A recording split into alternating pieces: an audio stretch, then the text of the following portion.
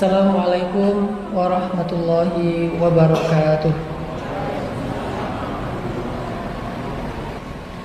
Alhamdulillahilladzi anzala as-sakinata fi qulubil mu'minin liyazdadu imanan ma'a imanihim.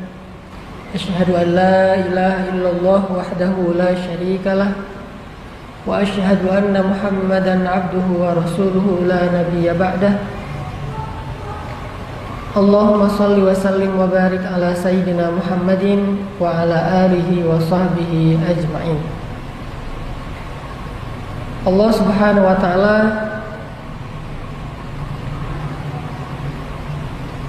berfirman di dalam surat Ali Imran ayat 190, salah satu ayat yang cukup terkenal, yang isinya A'udzu billahi minasyaitonir rajim. Bismillahirrahmanirrahim.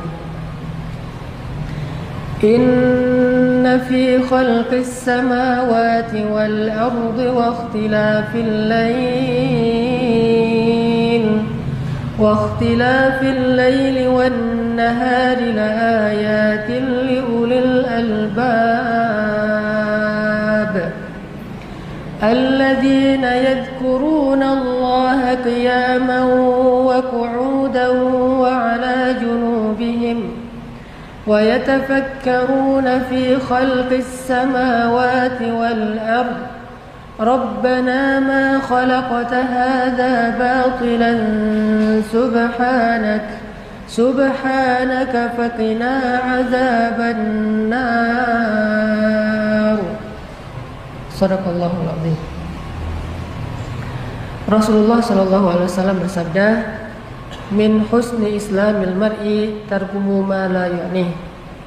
Di antara tanda-tanda kesempurnaan atau baiknya Islam seseorang adalah dia meninggalkan apa-apa yang tidak bermanfaat atau berfaedah. Teman-teman yang dirahmati Allah, seperti judul kita pada sore hari ini, ibadah dalam diam. Kalimat ini adalah kalimat yang disampaikan oleh para ulama, bahwa dalam Islam itu tidak ada perbuatan ataupun kondisi yang sia-sia. Bukan hanya ucapan seseorang saja yang bisa berpahala dan bernilai ibadah. Bukan hanya perbuatan zahir saja yang bisa bernilai ibadah, tetapi juga dalam Islam perasaan bisa juga bernilai ibadah, bisa juga bernilai maksiat, bisa berpahala, bisa berdosa. Perasaan. Jadi kita punya perasaan suka atau benci. Suka dan benci ini bisa anugerah dari Allah, bisa musibah. Bisa ibadah, bisa maksiat. Bisa berpahala, bisa menambah dosa. Padahal cuma suka doang tuh. Mencintai sesuatu atau benci terhadap sesuatu, suka kepada sesuatu atau enggan terhadap sesuatu, itu aja bisa bernilai pahala, bisa bernilai dosa. Makanya cinta itu adalah anugerah dari Allah. Tetapi ketika dia disalahartikan, bisa menjadi musibah dan salah satu di antara fitnah-fitnah syaitan. Itu perasaan dalam Islam. Sehingga kita mengenal dalam sunnah Nabi itu ada namanya sunnah sirah. Sirah itu artinya yang tampak pada diri Rasulullah SAW. Ada juga sunnah yang dikenal dengan istilah sarirah. Sarirah itu yang tidak tampak tentang Rasulullah SAW. Dan yang tidak tampak ini disebut dengan batin. Urusan-urusan di dalam diri beliau, termasuk apa yang membuat Nabi suka, apa yang membuat Nabi tidak suka. Hal-hal yang Nabi senang, hal-hal yang Nabi tidak senang. Hal-hal yang buat Nabi marah, hal-hal yang buat Nabi bahagia. Termasuk diamnya Nabi SAW adalah sunnah yang dikenal dengan istilah sunnah sarirah, atau sebagiannya kadang-kadang termasuk dalam kategori takririyah atau persetujuan Nabi SAW.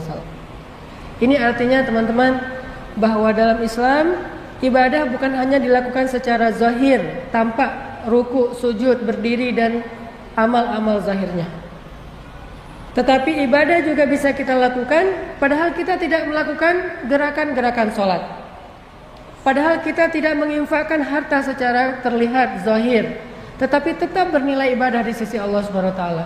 Dan salah satunya adalah ibadah melalui tafakkur tentang kebesaran Allah Subhanahu wa taala. Jadi bisa ibadah dengan merasakan perasaan-perasaan yang baik, bisa juga ibadah dengan memikirkan hal-hal tentang kebesaran Allah. Ini dua-duanya ibadah dalam diam. Kayak misalnya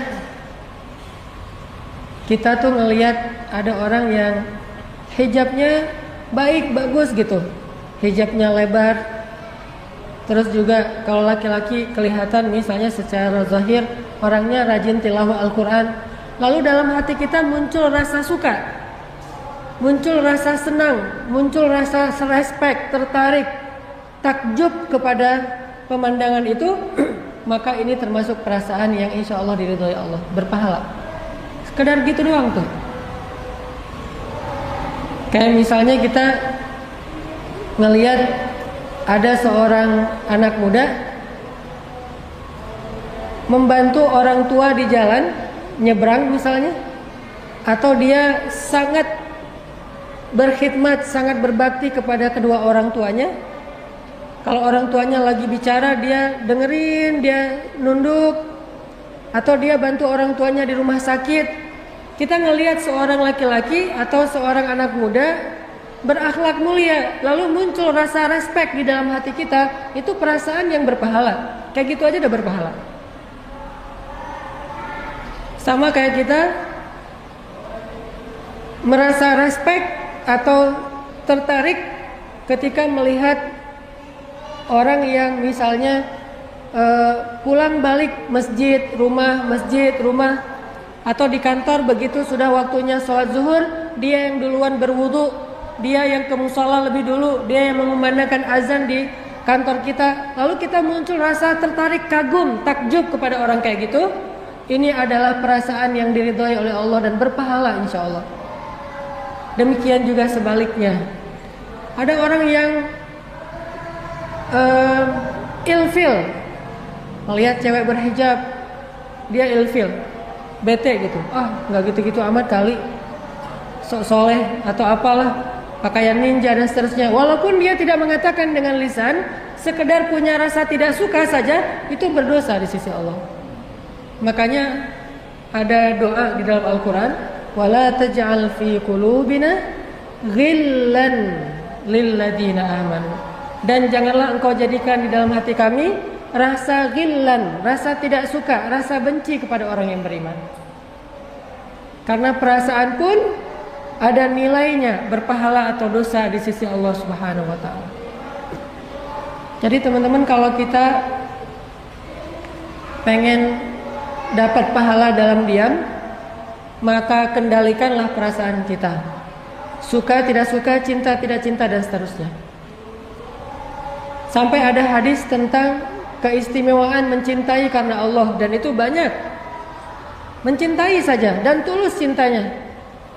Seperti hadis tentang halawatul iman, ayyakunallahu wa rasuluhu ahabba ilaihi mimma siwahuma. Ketika Allah dan Rasul lebih dia cintai dari apapun juga. Perasaan cinta itu adalah iman. Begitu juga perasaan benci. Ayyakraha ayyauda ilal kufri kama yakrahu ayyuqadhafa finnar. Poin yang ketiga dari hadis tentang nikmatnya iman adalah benci terhadap dosa, terhadap kekufuran, sebagaimana dia benci jika dia dilemparkan ke dalam api neraka. Perasaan cinta dan benci. Jadi jangan katakan bahwa Islam itu tidak ada kebencian. Ada, tapi kebenciannya terhadap kebatilan, kebenciannya terhadap kedurhakaan, kebenciannya terhadap kerusakan, kebenciannya terhadap kejahatan. Jadi bukan hanya aliran cinta saja tapi tidak ada bencinya, ini tidak balance. Atau benci saja tidak ada rasa cintanya sama sekali, ini juga tidak baik. Karena cinta dan benci bisa menjadi tanda-tanda keimanan seseorang, bahkan berpahala di sisi Allah Subhanahu wa taala, walaupun cuma diam saja. Sehingga kita perlu mengintrospeksi diri, teman-teman. Apa yang membuat kita kadang benci? Apakah masalah subjektif, hanya tersinggung perasaan kita, berarti benci kita ini benci yang tidak diridhai Allah? Apakah karena urusan harta, berarti benci kita ini benci yang tidak diridhai oleh Allah? Gara-gara persaingan bisnis jadi benci. Gara-gara ada yang nilainya lebih tinggi dari kita, jadi benci sama dia. Ini orang yang baper yang tidak diridhai Allah Subhanahu wa taala. Tetapi kalau kita bencinya bukan orang tetapi perbuatan dosanya, insya Allah itu benci yang diridhai Allah. Cuman pada kesempatan ini kita akan lebih banyak membahas ibadah dalam diam yang kedua. Bukan ibadah dalam diam dalam arti perasaan, tetapi dalam angle ibadah tafakkur. Sebagaimana tadi ayat yang saya baca di surat Ali Imran 190, gimana caranya kita beribadah dengan cara bertafakkur terhadap kebesaran ayat min ayatillah, kebesaran Allah Subhanahu wa taala. Kalau kita perhatikan, kata para ulama, ilmu itu ada dua. Ada ilmu yang didapatkan dengan cara membaca,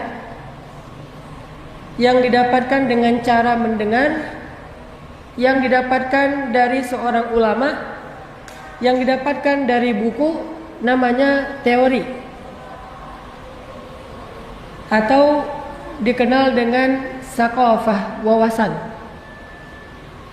Ada juga ilmu yang didapatkan bukan dengan cara membaca, tidak tertulis di dalam kertas ataupun teks, tetapi didapatkan dengan cara mentafakuri, memikirkan, merenungkan, dan objeknya bukan tulisan, bukan bacaan, bukan huruf, tetapi objeknya adalah semesta.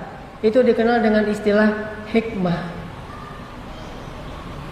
Sehingga ada orang yang dikenal dengan istilah alim atau orang yang ulama. Ada juga yang dikenal dengan istilah hakim, orang yang bijaksana, ahli hikmah. Atau bisa jadi dua-duanya, seorang yang alim plus hakim. Dia banyak ilmu saqafah, wawasan. Dia juga orang yang sangat hikmah, bijaksana karena mentafakuri kebesaran Allah. Dan kalau kita lihat di dalam Al-Quran, salah satu orang yang Allah sebutkan hakim atau Allah berikan hikmah itu adalah Nabi Yahya alaihissalam. Sejak kecil udah dikasih hikmah. Ya Yahya khudil kitaba biquwwah wa atainahul hukma sabiyya. Sejak kecil Allah sudah memberikan hikmah kepada Nabi Yahya. Apa maksud hikmah? Nabi Yahya lebih faham kitab Taurat daripada ayahnya sendiri, yaitu Nabi Zakaria. Padahal Nabi Yahya itu belajar Taurat dari Nabi Zakaria, tetapi beliau lebih mengerti Al-Taurat daripada ayahnya. Kenapa? Karena banyak tafakkur. Dari kecil hobinya itu sama dengan sepupu beliau, Maryam. Senangnya itu duduk di sebuah tempat yang terbuka lalu mentafakuri kebesaran Allah Subhanahu wa taala. Itu juga yang dilakukan oleh Nabi Daud dan diteruskan oleh Nabi Sulaiman. Nabi Daud hobi banget duduk di alam terbuka, kemudian mentafakuri kebesaran Allah, lalu berzikir kepada Allah, lalu diikuti oleh semesta. Bertasbihlah bersama Daud gunung, jibal. Bertasbihlah bersama Daud tuyur atau burung-burung, semuanya ikut bertasbih bersama Daud. Dan itu tidak dilakukan dalam bentuk ritual di dalam sholat atau di dalam masjid, tetapi di alam terbuka. Jadi bisa dibilang teman-teman, tafakur itu adalah hobinya para nabi. Jadi kalau ada CV para nabi gitu ya, nama Yahya, lahir di Palestina misalnya, nanti hijrahnya sampai ke Yordan. Hobi misalnya tafakur. Kalau kita mungkin traveling, Kalau saya mungkin main air gitu ya. Kalau para nabi itu hobinya tafakur. Bukan hampir, semua nabi itu senang tafakur. Semua nabi. Walaupun yang terkenal adalah Nabi Ibrahim, tafakur. Lihat bintang, ini Tuhan enggak ya? Lihat bulan, inikah Tuhan? Lihat matahari, benarkah ini Tuhan karena dia lebih besar? Tafakur dalam mencari kebenaran. Lalu Allah membimbingnya kepada kebenaran. Lalu terkenal juga tafakurnya Sulaiman. Terkenal juga tafakurnya Nabi Ayub ketika beliau sakit. Terkenal juga tafakurnya Nabi Musa ketika di Madian dan di Bukit Tursaina. Terkenal juga tafakur yang sangat banyak dari para anbiya. Makanya Nabi Yahya lebih paham kitab Taurat daripada Zakaria, karena salah satu hobi yang paling disukai Yahya itu sejak dari kecil adalah tafakur. Dari kecil. Makanya buat ibu-ibu nih, biasakan anak kita tafakur, Bu. Gimana caranya? Pancing, kasih dia pancingan, kasih dia semacam clue gitu buat dia mentafakur. Biasakan dia, bantu dia, bimbing dengan tafakur. Misalnya pas lagi jalan ngelihat apa, kaitkan dengan Allah. Apapun yang terjadi dikaitkan dengan Allah. Apapun yang terjadi dihubungkan dengan Allah. Harus dihubungkan dengan Allah. Itu yang dilakukan oleh para anbiya dan orang-orang soleh. Kayak ada adegan kalau kita baca kisah Nabi Yahya. Suatu hari Nabi Zakaria seharian gak ketemu dengan anaknya Yahya, sehingga khawatir terhadap keselamatan Nabi Yahya. Soalnya orang-orang Bani Israel tuh seneng banget menyakiti para anbiya, dan banyak yang pengen membunuh Nabi Yahya. Soalnya ulama-ulama Bani Israel, Yahudi, takut Yahya itu akan menggeser posisi mereka di antara masyarakat sebagai ulama. Sedangkan posisi mereka sebagai ulama itu menguntungkan secara materi. Soalnya orang Yahudi ini curang kepada umatnya sendiri. Dia bikin syariat bukan dari Allah, dibuat-buat yang menguntungkan dia. Yang Allah menyebutnya dengan istilah yaktubunal kitaba bi aidihim, menulis kitab dengan tangan mereka sendiri, wa yashtaruna bi ayatillahi tsamanan qalila, dan menjual ayat-ayat Allah dengan harga yang sedikit. Itu kerjaan Yahudi, ulama-ulamanya. Menghalalkan yang haram, mengharamkan yang halal. Sehingga ketika Nabi Yahya muncul, apalagi Nabi Isa, mereka khawatir posisi mereka terganggu dan membahayakan pendapatan mereka. Banyak kejahatan yang mereka lakukan demi ingin menggeser atau menyingkirkan Nabi Yahya alaihissalam. Sehingga suatu hari Nabi Zakaria tidak melihat Nabi Yahya di rumah ibadah, tidak juga di rumahnya. Sehingga Nabi Zakaria mencari-cari seharian, di mana Yahya, di mana Yahya. Akhirnya Nabi Zakaria mencari di dalam hutan. Ketika dicari di dalam hutan atau di sebuah kebun, Nabi Zakaria melihat Nabi Yahya sedang duduk di depan sebuah lubang yang dibuat sendiri oleh Nabi Yahya, mirip dengan kuburan. Maka mendekatlah Nabi Zakaria kepada Yahya, bertanya, "Ya bunayya, wahai anakku tersayang, apa yang kamu lakukan sendiri di dalam kebun ini? Apa yang sedang kamu lakukan sendiri di sini, wahai Yahya?" Apa kata Yahya?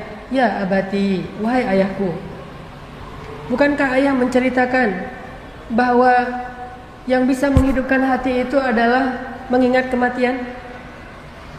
Bukankah mengingat kematian itu akan membuat seseorang itu selalu sadar dan tidak lupa kepada Allah?" Kata Zakaria, "Benar. Maka wahai ayah," kata Yahya, "saya sengaja datang ke sini menggali sebuah lubang seolah-olah itu kuburan. Lalu saya mengingat kematian dengan cara menatap ke arah kuburan itu. Lalu saya berkata kepada diri sendiri, wahai diriku, kamu pasti akan dikuburkan di tempat ini suatu saat kelak. Dan saat itu terjadi, maka kamu hanya seorang diri, tidak ada yang bisa menolong kamu, wahai diriku, jiwaku."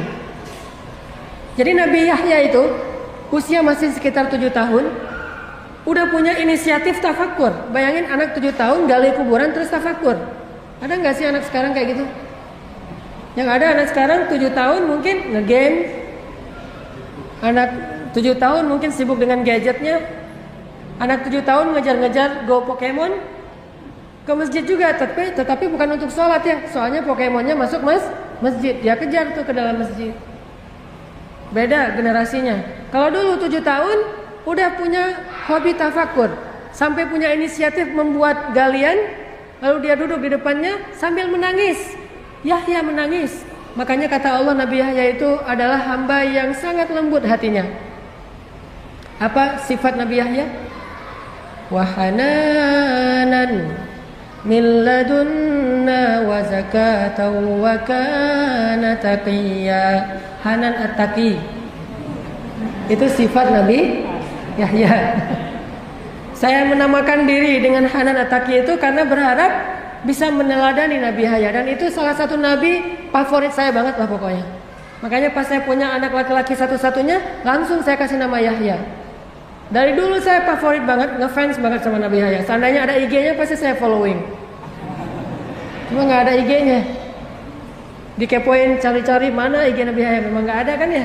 Facebooknya nggak ada, IG-nya nggak ada, yang ada suratnya. Sehingga saya hafal surat tentang Nabi Yahya, yaitu surat Maryam yang dibuka dengan kisah Nabi Yahya. Lalu saya berdoa dengan doa Nabi Zakaria supaya dikasih anak laki-laki dan akan diberi nama Yahya. Alhamdulillah dikabulkan. Itu ajaib banget tuh doa. Kalau teman-teman pengen punya anak laki-laki dan soleh, coba hafal doa di pembukaan surat Maryam. Fahabli min ladunka waliya waj'alhu rabbi radiyya. Ya Allah, beri saya seorang anak laki-laki yang meneruskan dakwah, dan jadikan dia anak yang Engkau ridhoi, dan jadikan dia seorang anak yang lembut, yang bersih, yang tidak pernah berbuat dosa, yang berbakti kepada kedua orang tuanya. Dan saya menamakan dia Yahya. Sehingga alhamdulillah Allah berikan kepada saya seorang anak laki-laki yang saya memperhatikan lembut sekali. Anak saya yang bernama Yahya luar biasa, lembut sekali. Gak pernah marah-marah. Kalau dia marah pun minta disayang. Kalau kita marah, sayang aja katanya. Gak mau dimarahin. Dari lahir suaranya ketika udah bayi lahir kan teriak-teriak tuh. Saya punya anak pertama namanya Aisyah, kedua Maryam, ketiga Yahya, keempat Mutia. Kalau Maryam ini lahir teriak-teriak. Karena emang bidannya bapaknya sendiri. Saya yang jadi bidan, lahir tidak ada dokter, tidak ada bidan, saya tarik aja kepalanya. Jadi pas dia keluar dari kandungan, yang pertama dia lihat wajah saya. Oh, ini bapak saya. Sehingga dia dekat banget sama saya. Kalau saya ke laut surfing, dia ikut. Nih namanya juga lahir, yang pertama dia lihat adalah muka saya. Tapi teriaknya, suaranya lantang gitu, layaknya bayi. Kalau Yahya pas lahir suaranya pakai irama. Gitu. Wah, ini pakai irama Kurdi nih. Jadi kayak saya ngebaca ini ada bakat gift suara, sehingga kalau mengaji lebih mudah daripada yang latihan. Itu Nabi Yahya, lembut sekali hatinya, dan semakin sering tafakur semakin lembut hati Nabi Yahya, dan tidak pernah berbuat dosa. Walam yakun jabbaran asiyya, tidak pernah berbuat maksiat. Itu orang nggak pernah buat dosa satu-satunya. Semua manusia nanti di akhirat akan dihisab dosanya. Ada yang diampuni, ada yang tidak diampuni. Kecuali Yahya tidak punya dosa, tidak punya kesalahan sama sekali. Wassalamun alaihi yawma wulida wa yawma yamutu wa yawma yub'atsu hayya. Tafsir dari kalimat itu, keselamatanlah bagi Yahya hari dia dilahirkan, hari dia diwafatkan, dan hari dia dibangkitkan, semuanya selamat. Dan maksud selamat ketika hari dibangkitkan, dia tidak punya dosa ketika dia bangkit, bersih dari dosa. Dan salah satu hobi laki-laki atau anak muda yang luar biasa ini adalah tafakkur. Sehingga dia lebih paham Taurat daripada ayahnya. Bahkan dia yang mengajarkan awalnya Taurat kepada sepupunya yang masih kecil yang bernama Isa alaihissalam. Sampai kelak Isa dapat wahyu Injil, baru Yahya mengikuti Isa dan belajar Injil kepada Isa. Jadi gantian nih. Pertama Yahya dulu ngajarin Taurat, habis itu Isa yang ngajarin Injil. Sehingga ketika mereka akan berpisah, Yahya hijrah ke Yordania, sedangkan Isa tetap di Palestina. Mereka saling memberi nasihat. Kata Yahya, ya Isa, nasihatin gua dong. Kan kita mau pisahan nih. Beri saya nasihat, wasiat, ausi ini. Nasihatin gua dong Yahya, Isa. Kata Isa, kamu jangan kebanyakan menangis. Tuh nasihat Nabi Isa kepada Yahya, jangan kebanyakan nangis, nangis saja, bukan cengeng ya, karena beliau orang yang tangguh, bahkan anak seorang seorang tukang kayu. Jadi Nabi Zakaria, Yahya ini orang yang tangguh secara fisik, tetapi nangisnya itu karena takut kepada Allah, sehingga disebut katsirul buka, sangat banyak menangis. Asal malam tuh di rumah Yahya pasti terdengar orang menangis. Setiap malam di rumah Yahya ada orang menangis dan Nabi Yahya sedang menangis. Rabbi, gimana saya ya Rabbi, nanti di akhirat gimana ya Rabbi, ampunilah dosa saya, ampunilah dosa keluarga saya, dan seterusnya. Nangis saja sepanjang malam karena tafakur. Wahai Yahya, jangan terlalu banyak dan sering menangis, kata Isa. Terus Isa balik, wahai Yahya, sekarang beri saya nasihat juga sebelum kita berpisah. Apa kata Nabi Yahya? La taghdab, jangan sering marah-marah. Karena Nabi Isa ini keras orangnya. Jadi beda banget nih. Nabi Isa tegas, Nabi Yahya lembut. Kayak Umar dengan Abu Bakar, selalu kayak gitu orangnya. Kayak Musa dengan Harun. Musa keras, Harun lembut. Umar keras, Abu Bakar lembut. Isa keras, Yahya lembut. Allah bikin selalu seimbang di antara dakwah-dakwah hamba-hambanya. Selalu harus berjalan kayak gitu. Kalau dominan salah satunya, nggak akan sempurna. Sehingga kata Nabi Yahya, ya Isa, jangan kebanyakan marah, bersabarlah gitu. Karena Nabi Isa kalau ngelihat kemungkaran, wah dihabisin sama Nabi Isa. Jadi spesialis kemungkaran. Kayak di Indonesia kan ada nih, yang dakwahnya spesialis nahi mungkar,